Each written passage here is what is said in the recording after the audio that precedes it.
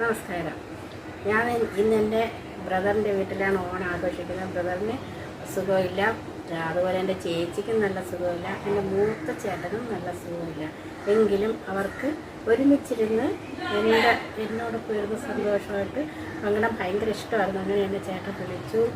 അങ്ങനെയാണ് ഞങ്ങൾ വന്നത്. മൂത്ത ചേട്ടൻ ഇവിടെയില്ല, പുള്ളി മക്കൾ കണ്ണൂരാണ് വർക്ക് ചെയ്യുന്നത്, മകനും മരുമകളും. അപ്പോൾ അവരുടെ കൂടെ ആയതുകൊണ്ട് ചേട്ടൻ ഞങ്ങളോടൊപ്പം ഇപ്പം ആഘോഷത്തിലില്ല. അദ്ദേഹത്തിനും തീരെ വയ്യാത്ത അവസ്ഥയാണ്.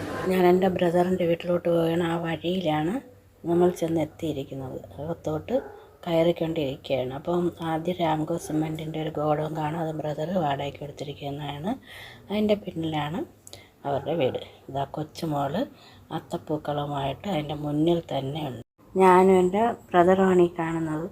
ബ്രദറിന് നല്ല സുഖമില്ല, നടക്കാനും ബുദ്ധിമുട്ടുണ്ട്, ഓർമ്മപ്പശകുമുണ്ട്. കുറച്ച് കഴിഞ്ഞപ്പോൾ എൻ്റെ ചേച്ചിയും മകനും കുടുംബവും എത്തി.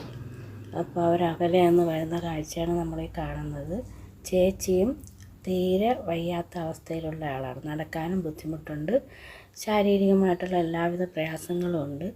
ഈ 2 വർഷം മുമ്പാണ് ചേച്ചിയുടെ ഭർത്താവും മൂത്ത മകനെ മരിച്ചു പോയത്. അപ്പോൾ അവരുടെയൊക്കെ എല്ലാം ഒരു സന്തോഷത്തിന് വേണ്ടിയിട്ട് ഒരുമിച്ച് കൂടി സന്തോഷം പങ്കിടാം എന്ന് കരുതിയാണ് ബ്രദർ എന്നെയും അവരെയെല്ലാം വിളിച്ചത്. ചേച്ചിയാണ് ചേച്ചിയുടെ മോളും എൻ്റെ സഹോദരൻ്റെ മോളുമായിട്ട് പിടിച്ചുകൊണ്ട് വരുന്നത്.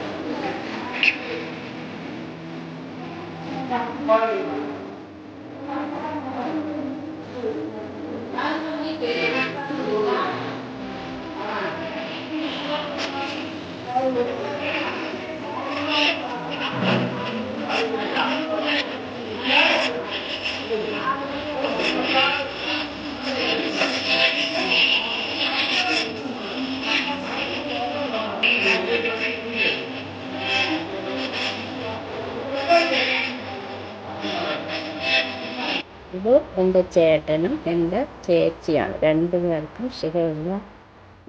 ബ്രദറിൻ്റെ ഭാര്യയാണ് തൊട്ട് പിന്നിലിരിക്കുന്നത്. ടീച്ചറായൊരു പെൻഷനാണ്.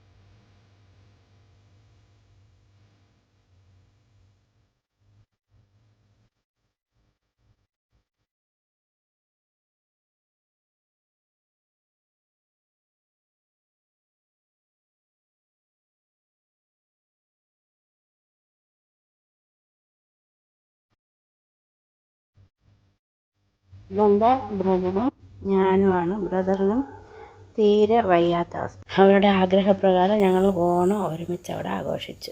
ഇതെൻ്റെ ചേച്ചിയും ഞാനുമാണ്. ചേച്ചി തീരെ അവശയായ അവസ്ഥയിലാണ് ഇരിക്കുന്നത്.